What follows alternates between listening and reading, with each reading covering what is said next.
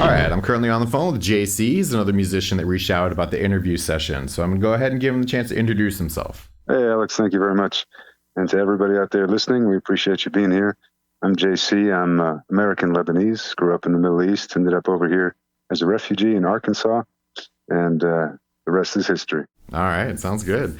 So let's start in the beginning. Tell me about when you kind of first encountered music as something that you wanted to pursue in your life. Well, as luck would have it, my parents actually gave us musical toys when I was a toddler. So I was making musical noise as a very, very young child. And then around 8, I decided I wanted piano lessons, and they obliged. And that just was a gateway drug. It led to other instruments. So picked up guitar after that, and eventually decided bass was my love. But I've been just collecting instruments and going all over the place, having a good time with music. That's awesome. So how did you go about learning instruments? Did you kind of just listen to, songs that you liked and figured it out from there? Or what was kind of your mechanism for learning the instrument? That was definitely one of them, just taking these songs that you could get stuck in your head and reverse engineering them. It takes time. It's painstaking, but it kind of gives you insight into how these people write songs. But obviously you make quicker progress with guided lessons and videos from your favorite bass players and things like that. Books, of course. Lots of diverse resources is what you call a well-rounded education. Sure. So you specifically called out videos from your favorite bass players. So are you talking about like YouTube videos or like online courses from them? Or give a little bit more detail about that. Yeah, now I am, but actually I'm from the generation where we used to download some of these things on LimeWire. And so we would own the MP4s. But yeah, nowadays YouTube University most definitely is just a wealth of resources. Sure. So tell me about how that progressed to like the next steps. Obviously, at some point, you got comfortable with the instrument and wanted to start creating and making things with it. How did that kind of become making music? Yeah, I think we were about 12 when kind of a group of friends, and I was notorious for giving away instruments, by the way. I spent all of my allowance and all the money I made as a youth on instruments, and I would pass them out. So we had a group of friends that was ready to start a band around 12. And then between ages of 12 and 16, we kind of just played little venues around Lebanon is where we were, and a couple of shows at our Catholic school that has funny stories attached. Okay. And were you guys like learning contemporary Western music, or was it more isolated to the region? Give me a bit of detail about that. No, we were kind of rebelling against Oriental traditional music that everybody else was listening to there. So we were kind of focused on American music in our social groups. That's the truth. And bands like Incubus and Red Hot Chili Peppers and things like that, Smashing Pumpkins, Rage Against the Machine really inspired us to express our angst at that age. Okay. And so that group of people that were together, did you guys all play together as a band, or was it everybody kind of had their own separate projects that you were working on? We were all playing together in a band, actually, and that ended when I ended up in the States here, which was kind of unintended, but stories of love and war. All right. So, what brought you over to the States then? Why did you end up in the region that you ended up in? I was visiting some of my American family when Israel invaded Lebanon in the 2006 aggression. And so, they bombed hospitals and schools and milk factories and the airport. So my family couldn't really go back home for a while and didn't know what we were going to do. So just in case it was indefinite, they had me apply to the U of A here, University of Arkansas, and they took me in. Nice lady in admissions gave me in-state tuition and made it easy for us. So the rest of them ended up going back, but I stayed here as of 2006 and got into other projects. I was about to ask that. How did the musical journey continue once you started attending university in the States? It was good. It was good. Obviously, I was younger than everybody. I went in at 16, so everybody's looking at me like I'm the child. Fair enough. But lots of new people, lots of different styles. I guess they're kind of big into bluegrass and funk and stuff here. So I definitely got some good experiences jamming with a bunch of diverse folks and eventually kind of settled into reggae with a good group of friends here. But once again, I left for work. They continued on and we've got parallel paths now. as respected peers. Okay, and then tell me about what you kind of saw for yourself as a musician going forward. Was it something that you knew you were going to keep in your life, or is it kind of just a hobby? Give me a bit more detail about like the commitment you had to it. Sure. When I was 16 and before, I moved inadvertently, music was my life. And I wanted to spend all of my time on it, and I would play music for several hours a day. So I was very much in tune. And then I got thrust into the situation where you're in university, you're away from your family, you've got to figure out a career. And I dropped music. I actually spent 12 years with my instruments put away in storage. And it took me that long to realize the huge void that was in my life, the energy that I was missing, the inspiration, the source, really, that I had become so distant from. So, I got my engineering degrees and molecular biology degrees and started consulting companies and working around the world as an engineer consulting for farms and things like that, some of these hydroponic modern greenhouses. And then 4 years ago, I got diagnosed with stage 4 lung cancer and lymph nodes and brain tumors. And that set me on my butt, put me in the hospital, and I was absolutely useless to everybody, number one. Couldn't work anymore, couldn't think, couldn't move. And I decided I would pick up the ukulele because we were living in Barbados at the time, working on some projects down there. And ukulele just seemed like a good fit, good for the islands, good for travel, good for hospitals. Went through my treatment and it went very, very well. And here's 4 years later now, so I'm deep into my bonus time.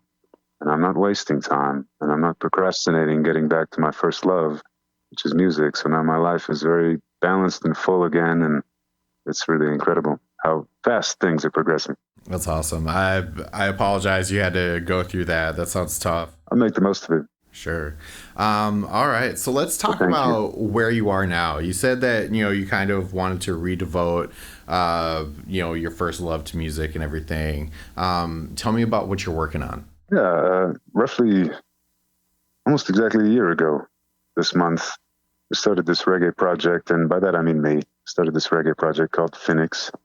And I pulled some of my old scratch tracks that were kind of unfinished. I finished a few songs that I'd started writing, more than 12 years prior, wrote a few more, recorded them at home, kind of learning on the way. So they're fairly amateurish, but people seem to like them. And I released them. I went through the process of learning what it takes to register and patent and release and distribute music.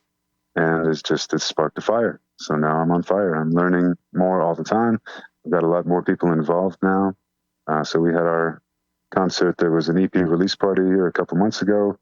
We've played 6 shows so far in the past 3 months that we've been a band.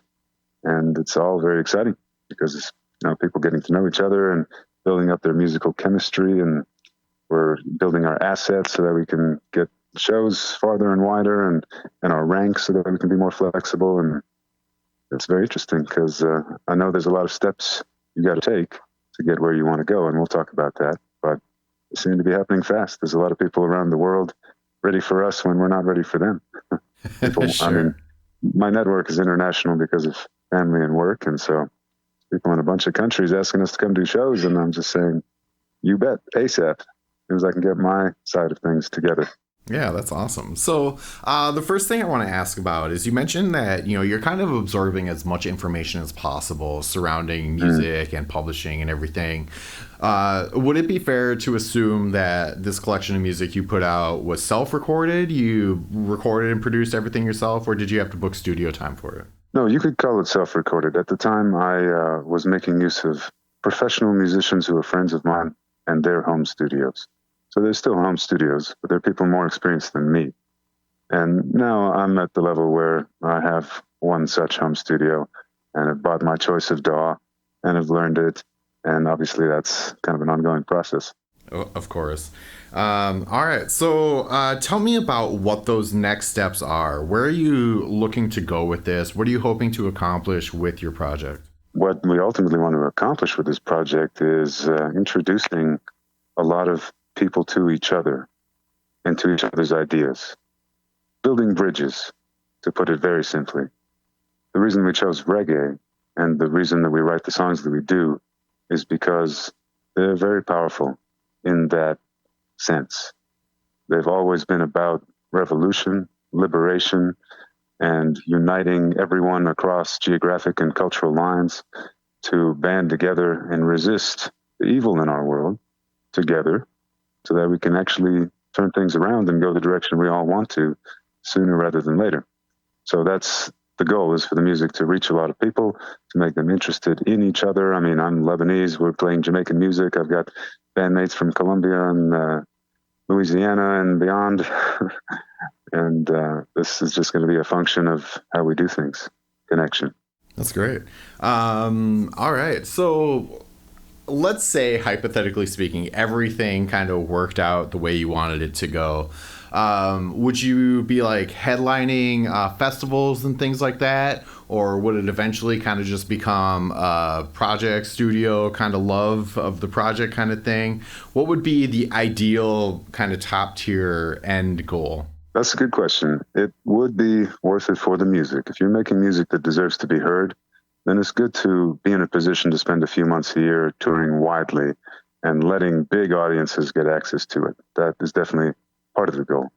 But just like Bob Marley did in his career as a musician, once he reached acclaim, once you reach there, you have to become a provider of opportunities. So you're now sponsoring and throwing events when and where they wouldn't have otherwise happened to bring other artists that you want to lend the spotlight to. You become kind of more of a community mediator and teacher and guide at that point, because you've got this legacy of music. People can listen to it. You charge what you charge and you subsidize whatever you want with that money, your causes, and then you open up doors for others. That's how you know you made it. Awesome. All right. Well, what are some of your favorite memories that kind of stand out to you that have helped keep you motivated and engaged to continue making music? There are many, many to choose from. Well, here's where maybe I want to mention the books by Victor Wooten. I think it's The Music Lesson and The Spirit of Music. Both of those are fantastic reads. They're extremely inspirational in terms of, working on yourself as a musician, and they're hilarious. And then a quick story from high school when we were just getting started and not that skilled, but had a lot of zest and zeal. It was a Catholic school in the Middle East, so it's strict. I don't know why they even let us play, but we told them we were a rock band and we were doing all covers.